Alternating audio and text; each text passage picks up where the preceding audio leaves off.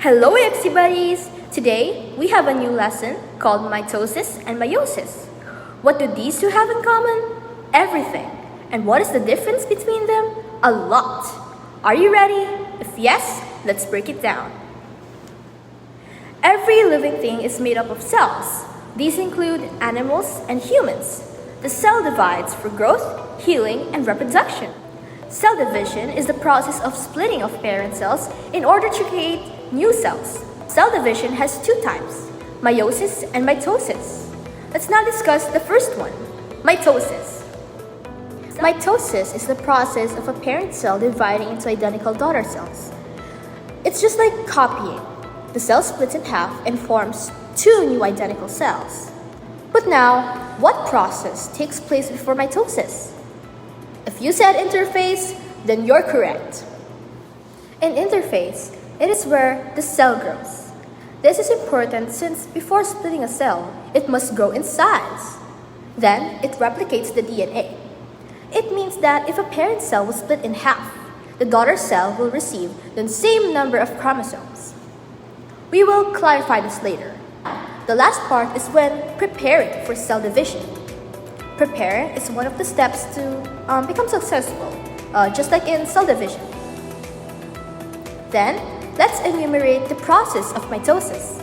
Let's remember the acronym PMAT or PMAT. PMAT stands for prophase, metaphase, anaphase, and telophase. Now, let's dive in with prophase. It is the process wherein the chromosomes condense or move together and the nucleus disappears. Now, the metaphase. After the disappearance of the nucleus, the chromosomes line up in the middle of the cell. This forms the metaphase plate. But here's the cool part. There are spindle fibers that attach to the centromeres of the chromosomes.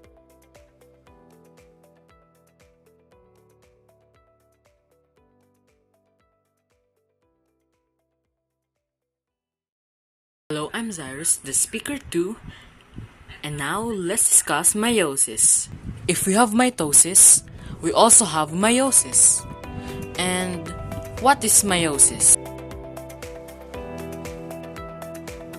Meiosis is a little bit similar to mitosis, very similar in process, but different in function. In mitosis, the chromosomes of the daughter cells still remain the same, but in meiosis, the chromosomes are reduced by half. Meiosis is important to produce gametes, creating genetic diversity and for sexual reproduction. The whole thing in meiosis is that it has 8 different stages. These are prophase 1, metaphase 1, anaphase 1, telophase 1, prophase 2, metaphase 2, anaphase 2, and telophase 2. The process is just very similar to mitosis. Let's just summarize the stages. Let's go to meiosis 1. For prophase 1, the chromosomes in the cell condense, homologous chromosomes pair up, and exchange in genetic material occurs for genetic diversity. For metaphase 1, the homologous chromosomes line up at the center, creating more variation. For anaphase 1, the homologous chromosomes are pulled to the opposite poles, but sister chromatids stay together. Then, for telophase 1 and cytokinesis, 2 haploid cells are formed, and the chromosomes of these cells are reduced by half. Now, let's go to meiosis 2. It is very similar to the process of mitosis. Take note that we have 2 haploid cells here. For prophase 2, there are new spindles forming the cell, and then for metaphase 2, the chromosomes line up at the center again. At anaphase 2, the sister chromatids are finally pulled apart, unlike in anaphase 1. Then, 4 haploid cells are formed, and these are the gametes. So now, to sum it all up, mitosis is how our own body grows and repairs itself by creating identical cells, while meiosis is how we create reproductive cells that are unique genetically. Now, cells may be tiny, but the way they work is incredible.